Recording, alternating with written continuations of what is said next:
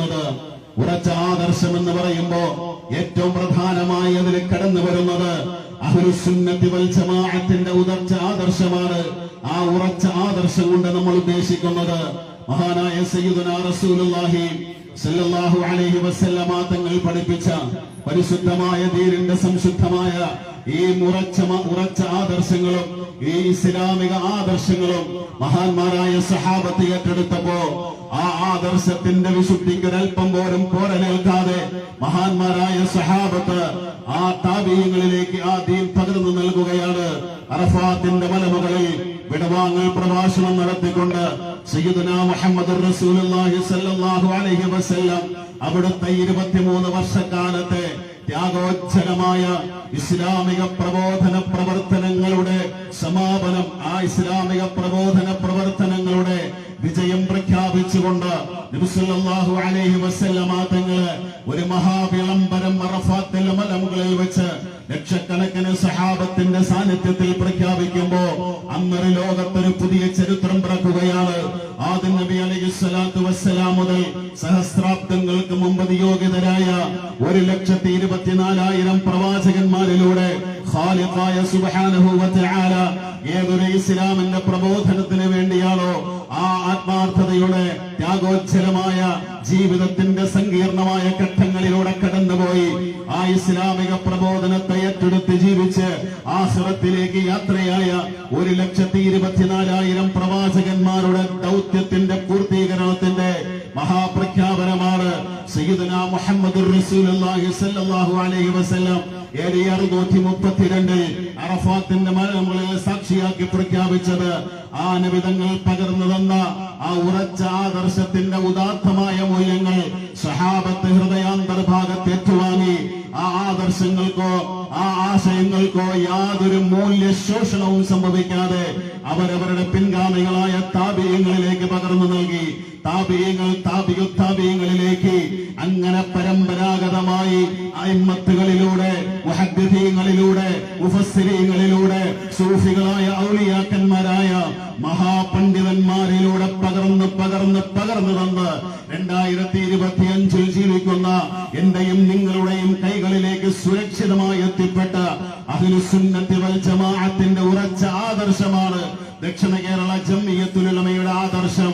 ആ ആദർശത്തിൽ ഏതെല്ലാം സങ്കീർണമായ ജീവിതത്തിന്റെ സന്നിഗ്ധമായ ഘട്ടങ്ങളിലൂടെ കടന്നുപോയാലും ആ നാം ഓരോരുത്തരും അഥവാ ദക്ഷിണ കേരള ജംഇയ്യത്തുൽ ഉലമയുടെ പ്രവർത്തകർ ഹൃദയം കൊണ്ട് ഏറ്റുവാങ്ങിയ ആ ആദർശത്തിൽ ഒരു വിള്ളൽ പോലും ഉണ്ടാകുവാൻ, ഒരു വെള്ളം ചേർക്കൽ സംഭവിക്കുവാൻ ദക്ഷിണ കേരളയോ അതിന്റെ പ്രവർത്തകരോ ഒരിക്കലും സന്നദ്ധമാവുകയില്ല, തയ്യാറാവുകയില്ല. നീക്കുപോക്കുകൾക്കും നീക്കുപോക്കുകൾക്കും കരാറുകൾക്കും ഒരിക്കലും നമ്മൾ തയ്യാറല്ല.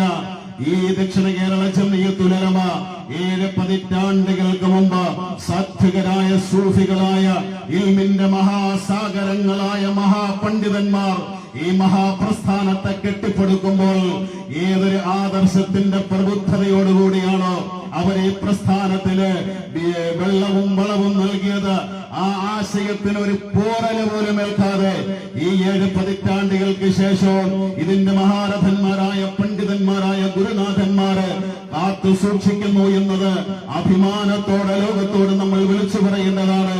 അതാണ് ഉറച്ച ആദർശം, ഒരുമയുള്ള ഉമ്മത്ത്.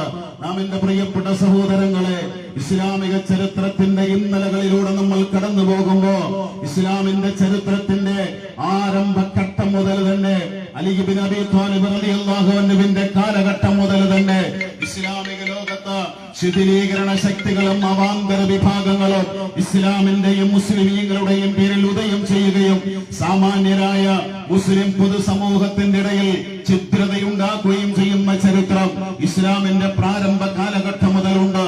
അലി ഇബ്നു അബീ ത്വാലിബ് റളിയല്ലാഹു അൻഹുവിനെതിരെ ഒരു വലിയ പ്രസ്ഥാനമായി എന്ന് വളർന്നു വന്ന ഖവാരിജിനെ കുറിച്ചുള്ള ചരിത്രം നമുക്കറിയാം. ഖവാരിജുകൾ ഉദയം ചെയ്തപ്പോ അലി റളിയല്ലാഹു അൻഹുവിന് വേണ്ടി വാദിക്കുന്നു എന്ന് പറഞ്ഞുകൊണ്ട് ഷിയഅത്തു അലി എന്ന പേരില് ഷിയാക്കൾ ഉണ്ടായി. വളർന്നും പിളർന്നും പാരവെച്ചും ഭീഷണിപ്പെടുത്തിയും തെളിഞ്ഞും വിളിഞ്ഞും ഒക്കെ ലോകത്തിന്റെ പല ഭാഗത്തിലും ഈ ഖവാരിജുകളും ഷിയാക്കളും ലോകത്ത് പ്രകടിപ്പിക്കുന്നുണ്ട്. ഇറാൻ എന്ന് പറയുന്ന സമകാലിക ലോകത്ത് ഷിയിസത്തിന്റെ കേന്ദ്രമായി ലോകത്തിലുള്ള മുഴുവൻ സുന്നി രാഷ്ട്രങ്ങൾക്കിടയിലും ശുദ്ധീകരണത്തിന്റെ വിത്ത് പാകിക്കൊണ്ടിരിക്കുന്ന ആധുനിക ഇറാനിൽ വരെ എത്തിപ്പെട്ടിരിക്കുന്ന ഷിയിസം. ഖവാരിജിന്റെ ചരിത്രം നമുക്കറിയാം, ഷിയാക്കളുടെ ചരിത്രം നമുക്കറിയാം, റാജിഹത്തിന്റെ ചരിത്രം നമുക്കറിയാം, മുർജിഹത്തിന്റെ ചരിത്രം നമുക്കറിയാം, അതേപോലെ ഖദരിയത്തിന്റെ ചരിത്രം അറിയാം. ഇസ്ലാമിന്റെ ലോകത്ത് അവാന്തര വിഭാഗമായി കടന്നു വന്ന ഇസ്ലാമിന്റെ അഥവാ മുസ്ലിം പൊതുസമൂഹത്തിന്റെ അഖീദയിൽ ഏറ്റവും കൂടുതൽ വിള്ളലുകൾ സൃഷ്ടിച്ച് ഇന്ന് ലോകത്ത് ഇല്ല എന്ന് തന്നെ പറയാൻ പറ്റുന്ന രീതിയിൽ ഒരു കാലത്ത് സജീവമായിരുന്ന മുഅ്തസിലത്തിന്റെ ചരിത്രം നമുക്കറിയാം. ഇതുപോലെയുള്ള അവാന്തര വിഭാഗങ്ങളും ശുദ്ധീകരണ പ്രവർത്തകരും ലോകത്ത് അവരുടെ നിഗൂഢമായ അജണ്ടകൾ പ്രചരിപ്പിച്ചുകൊണ്ടിരിക്കുമ്പോ എല്ലാ കാലഘട്ടത്തിലും ഈ ബിദ്അത്തിന്റെ കക്ഷികൾക്കെതിരെ സന്ധിയില്ലാത്ത സമരം പ്രഖ്യാപിച്ച് ഇസ്ലാമിന്റെ അഖീദയുടെ സംരക്ഷണത്തിന് വേണ്ടി മുന്നണി പോരാളികളായി പടനയിച്ചത് മഹാപണ്ഡിതന്മാരായി